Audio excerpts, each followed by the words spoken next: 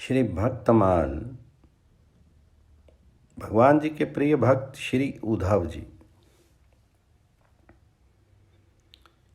उद्धव जी भगवान जी के सखा भक्त थे।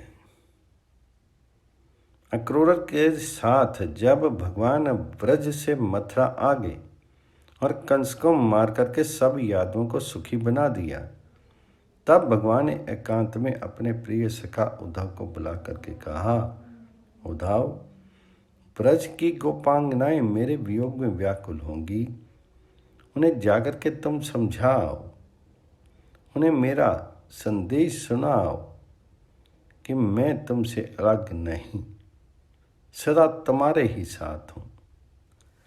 उद्धव जी अपने स्वामी की आज्ञा पा करके नंद के ब्रज में गए। वहाँ चारों ओर से उन्हें ब्रजवासियों ने घेर लिया और लगे भांति भांति के प्रश्न करने। कोई आंसू बहाने लगा, कोई मुरली बजाते बजाते रोने लगा, कोई भगवान जी का कुशल समाचार पूछने लगा। उद्धव जी ने सबको यथायोग्य उत्तर दिया और सबको धैर्य बंधाया। एकांत में जाकर के उन्होंने गोपियों को अपना ज्ञान संदेश सुनाया। उन्होंने कहा, भगवान वासुदेव किसी एक जगह नहीं है, वे तो सर्वत्र व्यापक हैं। उनमें भगवत बुद्धि करो, सर्वत्र उन्हें देखो। गोपियों ने रोते रोते कहा, उद्धव जी तुम ठीक कहती हो, किंतु हम गंवारी वंचरी इस गूढ़ ज्ञान को भला कैसे समझ सकती हैं? हम तो उन श्याम सुंदर की भोली भाली सूरत पर ही अनुरक्त हैं। उनका वह हास्य युक्त मुखारविंद, वह काली काली घुंघराली अलकावली, वह वंशी की मधुर ध्वनि हमें हठात अपनी ओर खींच रही है। वृंदावन की समस्त भूमि पर उनकी अनंत समृद्धियां अंकित हैं। तिल भर भी जमीन खाली नहीं जहां उनकी कोई मधुर समृद्धि ना हो। हम इन जमुना पुलिन वन पर्वत वृक्ष और लताओं में उन श्याम सुंदर को देखती हैं। इन्हें देख करके उनकी समृद्धि मूर्तिमान होकर के हमारे हृदय पटल पर नाचने लगती। उनके ऐसे अलौकिक प्रेम को देख करके उद्धव जी अपना समस्त ज्ञान भूल गए और अत्यंत करुणा के स्वर में कहने लगे, मैं इन ब्रजांगनाओं की चरण धूलि की भक्ति भाव से वंदना करता हूँ, जिनके द्वारा गाई हुई हरि कथा तीनों भवनों को पावन करने वाली है। ब्रज में जाकर उद्धव जी ऐसे प्रभावित हुए कि वे सब ज्ञान गाथा भूल गए। भगवान जी के द्वार का पधारने पर ये भी उनके साथ की। यदुवंशियों के मंत्रिमंडल में इनका भी एक प्रधान स्थान था। इनके भगवान में अनन्य भक्ति थी। जब इन्होंने समझा कि भगवान अब इस लोक की लीला का संवरण करना चाहते हैं, तब वे एकांत में जाकर के बड़ी दीनता के साथ कहने लगे, हे भगवान, हे नाथ, मैं आपके चरणों में आधे क्षण के लिए भी अलग होना नहीं चाहता, मुझे भी अपने साथ ले चलिए।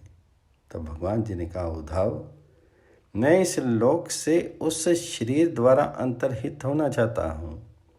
मेरे अंतर्हित होते ही यहाँ घोर कलयुग आ जाएगा। इसलिए तुम बद्रिका आश्रम को चले जाओ और वहाँ तपस्या करो, तुम्हें कलयुग का धर्म नहीं व्यापेगा। भगवान जी की ऐसी ही मर्जी है, ये समझ करके उद्धव जी चले तो गए, किंतु उनका मन भगवान जी की लीलाओं में ही लगा रहा। जब सब यादव प्रभात क्षेत्र को चले गए तो भगवान जी की अंतिम लीला को देखने उद्धव जी भी प्रभास में पहुंचे। तब तक समस्त यदुवंशियों का संहार हो चुका था। उद्धव जी ढूंढते ढूंढते भगवान जी के पास पहुंचे। भगवान सरस्वती नदी के तट पर एक अश्वत्थ वृक्ष के नीचे विराजमान थे। उद्धव जी ने रोते रोते उन्हें प्रणाम किया। देवयोग से पराशर के शिष्य मैत्रेय जी भी वहां आ गए। दोनों को भगवान जी ने इस समस्त जगत की सृष्टि, स्थिति, प्रलय का ज्ञान कराया और इस अंतिम ज्ञान को विदुर जी के प्रति उपदेश करने के लिए भी भगवान मैत्रेय जी को आज्ञा कर गई। भगवान जी की आज्ञा पाकर के उद्धव जी पुत्र का आश्रम को चले। भगवान अपने परम धाम को पधारे। उद्धव जी के हृदय में भगवान जी का वियोग भर रहा था, अतः उन्हें कुछ भी अच्छा नहीं लगता था। वे खूब रोते थे, किंतु रोना भी किसी सुहृद के सामने हो तो हृदय हल्का होता है। देव योग से उद्धव जी को विदुर जी मिल गए। विदुर जी ने पूछा, यदुवंश के सब लोग कुशल पूर्वक तो हैं? यदुकुल का नाम सुनते ही उद्धव जी डाह बांधकर रो पड़े और रोते रोते बोले, कृष्ण रूपी सूर्य के अस्त होने पर, काल रूपी सर्प के ग्रसे जाने पर, हे विदुर जी, हमारे कुल की अब कुशल क्या पूछते हो? ये पृथ्वी हतभाग्नि है और उनमें भी ये यदुवंशी सबसे अधिक भाग्यहीन है, जो दिन रात पास में रहने पर भी भगवान जी को पहचान नहीं सके। जैसे समुद्र में रहने वाले जीव चंद्रमा को नहीं पहचान सकते। इसके बाद उद्धव जी ने यदुवंश के क्षय की सब बातें सुनाई। उद्धव जी परम भागवत थे। ये भगवान जी के अभिन्न विग्रह थे।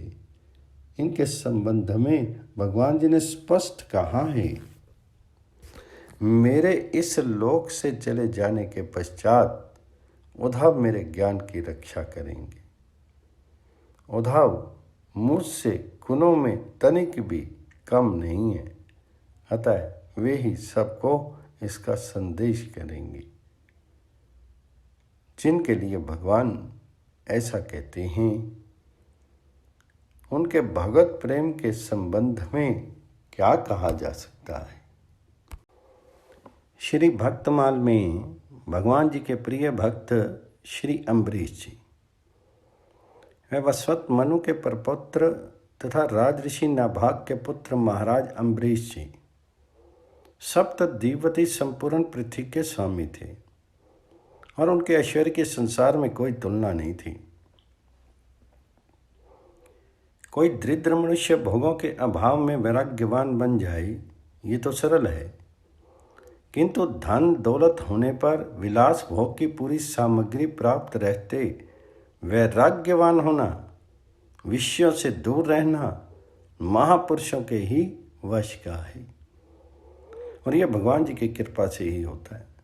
थोड़ी संपत्ति और साधारण अधिकार भी मनुष्य को मदंद बना देता है, किंतु जो भाग्यवान अशरण शरण दीन बंधु भगवान जी के चरणों का आश्रय ले लेते हैं, तो उन मायापति श्री हरि की रूप माधुरी का सुधा स्वाद पा लेते हैं। माया की मादकता उन्हें रुखी लगती है। मोहन की मोहनी जिनके प्राण मोहित कर लेती है, माया का ओछापन उन्हें लुभाने में असमर्थ हो जाता है। वे तो जल में कमल की भांति संपत्ति एवं ऐश्वर्य के मध्य भी निर्लिप्त ही रहते हैं। वसवत मनु के प्रपुत्र तथा राजऋषि नाभाग के पुत्र अम्बरीश को अपना ऐश्वर्य स्वप्न के समान असत्य जान पड़ता था। वे जानते थे कि संपत्ति मिलने से मोह होता है और बुद्धि मारी जाती है। भगवान वासुदेव के भक्तों को पूरा विश्व ही मिट्टी के ढेलों सा लगता है। विश्व में तथा उनके भोगों में नितांत अन्न आसक्त अम्बरीश जी ने अपना सारा जीवन परमात्मा के पावन पाद पद्मों में ही लगा दिया था। जैसे राजा वैसी प्रजा। महाराज अम्बरीश के प्रजाजन, राज कर्मचारी सभी लोग भगवान जी के पवित्र चरित्र सुनने भगवान जी के नाम गुण का कीर्तन करने और भगवान जी के पूजन ध्यान में ही अपना समय लगाते थे। भक्त वत्सल भगवान जी ने देखा कि मेरे ये भक्त तो मेरे चिंतन में ही लगे रहते हैं, तो भक्तों के योग क्षेम की रक्षा करने वाले प्रभु ने अपने सुदर्शन चक्र को अम्बरीश तथा उसके राज्य की रक्षा में नियुक्त कर दिया। जब मनुष्य अपना सब भार उन सर्वेश्वर पर छोड़ करके उनका हो जाता है, तब विद्या में उसके योग क्षेम का दायित्व अपने ऊपर लेकर के उसे सर्वथा निश्चिंत कर देते हैं। चक्र अम्बरीश के द्वारा रहकर राज्य की रक्षा करने लगा। कहे राज ऋषि अम्बरीश एकादशी व्रत निष्ठा की कथा। राजा अम्बरीश ने एक बार अपनी पत्नी के साथ श्री कृष्ण को प्रसन्न करने के लिए वर्ष की सभी एकादशियों के व्रत का नियम किया। वर्ष पूरा होने पर पारण के दिन उन्होंने धूमधाम से भगवान जी की पूजा की, ब्राह्मणों को गौदान किया। ये सब करके जब वे पारण करने जा रहे थे, तभी महर्षि दुर्वासा शिष्यों सहित आ पधारे। राजा ने उनका सत्कार किया और उनसे भोजन करने की प्रार्थना की।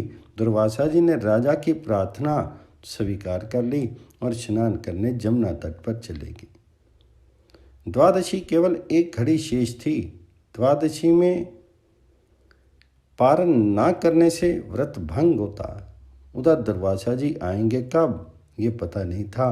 अतिथि से पहले भोजन करना अनुचित था। ब्राह्मणों से व्यवस्था लेकर के राजा ने भगवान जी के चरणोदक को लेकर पारण कर लिया और भोजन के लिए ऋषि की प्रतीक्षा करने लगे। दुर्वासा जी ने स्नान करके लौटते ही तपोबल से राजा के पारण करने की बात जान ली। वे अत्यंत क्रोधित हुए कि मेरे भोजन के पहले इसने क्यों पारण किया। उन्होंने मस्तक से एक जटा उखाड़ ली और उसे जोर से पृथ्वी पर पटक दिया। उससे कालग्नि के समान कृत्या नाम की भयानक राक्षसी निकली। वह राक्षसी तलवार लेकर राजा को मारने दौड़ी। राजा जहाँ के तहाँ स्थिर खड़े रहे, उन्हें तनिके भय नहीं लगा। सर्वत्र सब रूपों में भगवान ही ये देखने वाला भगवान जी का भक्त भला कहीं अपने ही दया में स्वामी से डर सकता है। अम्बरीश को तो कृत्या भी भगवान ही दिखती थी, परंतु भगवान जी का सुदर्शन चक्र तो भगवान की आज्ञा से पहले से ही राजा की रक्षा में नियुक्त था। उसने पलक मारते कृत्या को भस्म कर दिया और दुर्वासा की भी खबर लेने उनकी ओर दौड़ा। अपने कृत्या को इस प्रकार नष्ट होते और ज्वाला में कराल चक्र को अपनी ओर आते देख दुर्वासा जी प्राण लेकर भागे। वे 10 दिशाओं में, पर्तों की गुफाओं में, समुद्र में, जहां जहां छिपने के गेव चक्र वहीं उनका पीछा करता गया। आकाश पताल में सब कहीं में गए। इंद्र आदि लोकपाल तो उन्हें क्या शरण देते। स्वयं ब्रह्मा जी और शंकर जी ने भी आश्रय नहीं दिया। दया करके शिव जी ने उनको भगवान जी के भी पास जाने को कहा। अंत में वे कुंठ गए और भगवान विष्णु के चरणों पर गिर पड़े। दुर्वासा ने कहा, प्रभु आपका नाम लेने से नर की जीव नरक से भी छूट जाते हैं, अतः आप मेरी रक्षा कीजिए। मैंने आपके प्रभाव को ना जान करके आपके भक्त का अपराध किया, इसलिए आप मुझे क्षमा कर दीजिए। भगवान अपनी छाती पर भृगु की लात तो सह सकते हैं। अपने प्रति किया गया अपराध वे कभी मन में भी नहीं लेते, पर भक्त के प्रति किया गया अपराध वह क्षमा नहीं कर सकते। प्रभु ने कहा, महर्षि मैं स्वतंत्र नहीं हूं, मैं तो भक्तों के पराधीन हूं। साधु भक्तों ने मेरे हृदय को जीत लिया है। साधुजन मेरे हृदय हैं और मैं उनका हृदय हूँ। मुझे छोड़ करके वे और कुछ नहीं जानते और उनको छोड़कर मैं भी और कुछ नहीं जानता। साधु भक्तों को छोड़कर मैं अपने इस शरीर को भी नहीं चाहता और इन लक्ष्मी जी को, जिनकी एकमात्र गति मैं ही हूँ, उन्हें भी नहीं चाहता। जो भक्त स्त्री पुत्र घर परिवार धन प्राण ये लोक परलोक सबको त्याग करके मेरी शरण आया है, भला मैं उसे कैसे छोड़ सकता हूँ। जैसे पतिव्रता स्त्री पति को अपनी सेवा से वश में कर लेती है, वैसे ही समदर्शी भक्तजन मुझ में चित्त लगा करके मुझे भी अपने वश में कर लेते हैं। नश्वर सर्ग आदि की तो चर्चा ही क्या, मेरे भक्त मेरी सेवा के आगे मुनि को भी स्वीकार नहीं करते। ऐसा भक्तों कि मैं सर्था अधीन हूँ, अतः ऋषि प्रवर आप उन महाभाग ना भाग तने के ही पास चाहिए, वहीं आपको शांति मिलेगी। इधर राजा अम्बरीश बहुत ही चिंतित थे। उन्हें लगता था कि मेरे ही कारण दुर्वासा जी की को मृत्यु भय से प्राप्त होकर भूखे ही भागना पड़ा। ऐसी अवस्था में मेरे लिए भोजन करना कदापि उचित नहीं है, अतः वे केवल जल पीकर ऋषि के लौटने की पूरे 1 वर्ष तक प्रतीक्षा करते रहे। वर्ष भर के बाद दुर्वासा जी जैसे भागे थे वैसे ही वे भी दौड़ते हुए आए। उन्होंने राजा का पैर पकड़ लिए। ब्राह्मण के द्वारा पैर पकड़े जाने से राजा को बड़ा संकोच हुआ। उन्हें स्तुति करके सुदर्शन को शांत किया। महर्षि दुर्वासा मृत्यु के भय से छूटे। सुदर्शन का अति उग्र ताप जो उन्हें जला रहा था शांत हुआ।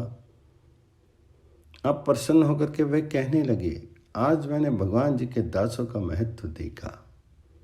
राजन, मैंने तुम्हारा इतना अपराध किया था, पर तुम मेरा कल्याण ही चाहते हो। जिन प्रभु का नाम लेने से ही जीव समस्त पापों से छूट जाता है, उन तीर्थपात श्री हरि के भक्तों के लिए कुछ भी कार्य शेष नहीं रह जाता।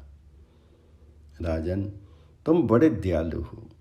मेरा अपराध ना देख करके तुमने मेरी प्राण रक्षा की।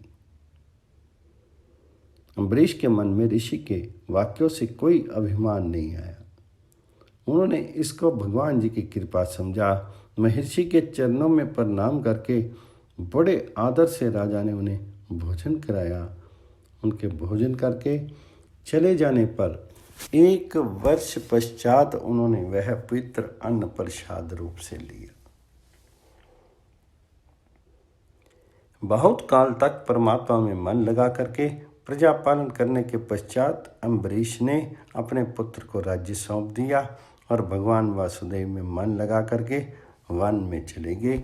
वहाँ भजन तथा तप करते हुए उन्होंने भगवान जी को प्राप्त किया। ख है भक्त अम्बरीश की छोटी रानी के विवाह की कथा। भक्तवर अम्बरीश की अपूर्व भगवत भक्ति पर एक राजकुमारी लुप्त हो गई। उसने निश्चय किया कि मैं उन्हीं को अपने पति के रूप में वरण करूंगी। अपना दृढ़ विचार कर उसने पिता के समक्ष उपस्थित कर दिया। पिता ने एक पत्र में सारी बातें लिख करके उसे ब्राह्मण के द्वारा अम्बरीश के पास भेजा। ब्राह्मण देव नृप शिरोमणि अम्बरीश के पास पहुंचे और पत्र उन्हें दे दिया। पत्र पढ़कर नरेश ने कहा, भगवत भजन और राज्य कार्य से मुझे तनिक भी अवकाश नहीं मिलता कि किसी भी रानी की सेवा में उपस्थित हो सकूं। रानियां भी मेरे अधिक हैं। ऐसी स्थिति में किसी अन्य राजकुमारी का परिणय मुझे प्रिय नहीं है। ब्राह्मण देव लौट आए। श्री अम्बरीश का संदेश राजा और उनकी पुत्री को उन्होंने सुना दिया। राजकुमारी के मन की कली विकसित हो गई। उसने सोचा, ऐसा पुरुष जिन्हें विलास आदि से पूरी विरक्ति और भगवान जी के चरणों में अनुपम अनुरक्ति है, धन्य है। मैं उन्हें अवश्य पति बनाऊंगी। इस प्रकार अपना जीवन सफल कर लूंगी। ब्राह्मण देवता पुनः अम्बरीश के पास पहुंचे और बोले, राजकुमारी ने अत्यंत विनय से कहा है कि आपके विचारों को सुनकर के मेरा हृदय गदगद हो गया। मन से आपको मैंने पति बना लिया है। पत्नी के रूप में यदि आपने मुझे स्वीकार नहीं किया तो मैं आत्महत्या कर लूंगी। स्त्री वध के महापाप से आप नहीं बच सकेंगी। धर्मप्राण नरेश ने विवाह करना स्वीकार कर लिया। उन्होंने ब्राह्मण को अपना खड्ग देकर के कहा, आप इससे राजकुमारी की भांवरी फिरा लें। प्रसन्न मन ब्राह्मण लौटे। राजकुमारी हर्ष अतिरेक से नाच उठी। खड्ग से भांवरी फिरा करके उनका विवाह संस्कार पूर्ण हुआ। वे माता पिता से विदा होकर पति गृह में आई। परम भगवत भक्त पति की शांत मूर्ति के दर्शन करके उन्होंने अपना अहोभाग्य समझा। यह छोटी रानी के भगवत भाव ने सबको भगवत भक्त बना दिया। अम्बरीश ने देखा कि उनके पूजा की समस्त सामग्रियां धोकर के यथास्थान रखी रहती हैं। पूजा गृह धुला मिलता है। ये उन्हें अभीष्ट नहीं था, क्योंकि प्रभु सेवा का सारा कार्य वह समय अपने ही हाथों करना उचित समझते थे और इसी से उन्हें प्रसन्नता मिलती थी। पता लगाने के लिए एक दिन रात्रि में वे पूजा गृह में छिप गए। एक पहर रात रहते ही नई रानी ने वहां प्रवेश किया और पूजा के पात्र मलने लगी। राजा का मन प्रसन्न हो गया।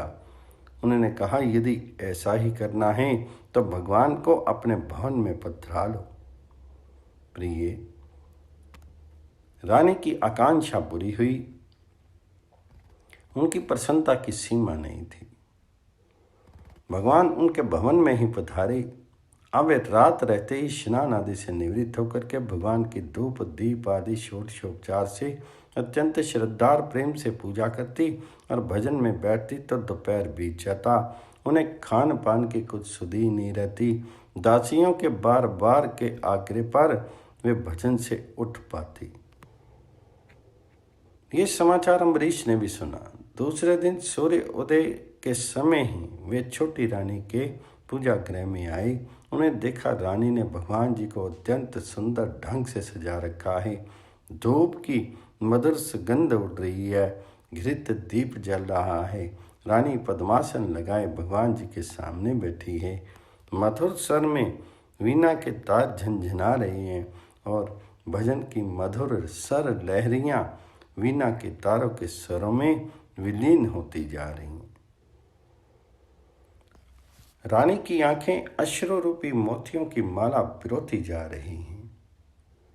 रानी की तन्मयता, स्वर्गीय भजन, अद्वितीय प्रभु प्रेम अम्बरीश पीछे खड़े खड़े देख रहे थे। भजन समाप्त हुआ। शीर की छाया देख करके रानी ने पीछे सिर घुमाया तो पति देव को देखा। उनके स्वागत के लिए वे उठने ही वाले थे कि अत्यंत प्रेम से अम्बरीश ने कहा, प्रिय, मेरे स्वागत की आवश्यकता नहीं है, वहीं भजन फिर सुनाओ। रानी के सौभाग्य क्या क्या कहना। पतिदेव रीत चुके थे। परम पति को रिझाना था। वीणा उठी। पतली उंगलियां तारों पर थिरकने लगी। मधुर स्वर लहरी में थिरकता हुआ भजन अम्बरीश को बेसुध कर रहा था। वे समाधिस्थ से हो गए थे। उनकी आंखें बरस रही थी। उस दिन से प्रतिदिन नियम पूर्वक भक्तवर अम्बरीश अपनी छोटी रानी के पास प्रातःकाल ही आ जाते। भजन पूजन में कभी कभी दिन का दिन निकल जाता। वे रानी को अत्यंत प्यार करने लगे। भजन पूजन से राजा प्रसन्न होते हैं। ये सोचते ही अम्बरीश की समस्त रानियां खूब विधि और प्रेम से अपने अपने भवन में भगवान जी का विग्रह पधरा करके पूजन करने लगी। समस्त रानियां प्रभु के भजन में तल्लीन हो गई। राजा की प्रसन्नता भगवत जन में है। ये समाचार समस्त प्रजा में फैल गया। फिर क्या था, राज्य की समस्त प्रजा भगवान जी की भक्ति करने लगी। राजा रानी और समस्त प्रजा के प्राण भगवान बन गए। भगवान की कृपा सब पर बरसने लगी। धन्य अम्बरीश और धन्य उसकी भक्ति। श्री भक्तमाल में भगवान जी के प्रिय भक्तों में श्री विदुर जी, श्री विदुर जी एवं उनकी धर्मपत्नी विदुरानी जी। मांडव्य ऋषि के शाप से यमराज जी ने हिताशी पुत्र के रूप में धृतराष्ट्र तथा पांडु के भाई होकर के जन्म लिया था। यमराज जी भगवत आचार्य हैं। अपने इस रूप में मनुष्य जन्म लेकर भी वे भगवान जी के परम भक्त तथा धर्मपरायण ही रहे। विदुर जी महाराज धृतराष्ट्र के मंत्री थे और सदा इसी प्रयत्न में रहते थे कि महाराज धर्म का पालन करें। नीति शास्त्र के ये महान पंडित और प्रवर्तक थे। इनकी विदुर नीति बहुत ही उपादेय और प्रख्यात है। जब कभी पुत्र स्नेहवश धृतराष्ट्र पांडवों को क्लेश देते या उनके अहित की योजना सोचते, तब विदुर जी उन्हें समझाने का प्रयत्न करते। स्पष्टवादी और न्याय का समर्थक होने पर भी धृतराष्ट्र इन्हें अब बहुत मानते थे। दुर्योधन अवश्य इनसे जला करता था। धर्मरत पांडु के पुत्रों में ये स्नेह करते थे।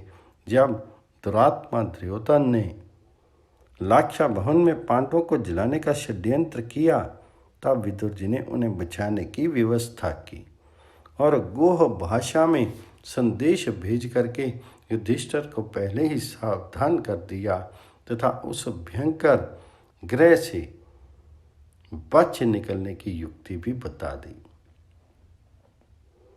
सज्जनों को सदा न्याय एवं धर्म ही अच्छा लगता है। अन्याय तथा अधर्म का विरोध करना उनका स्वभाव होता है।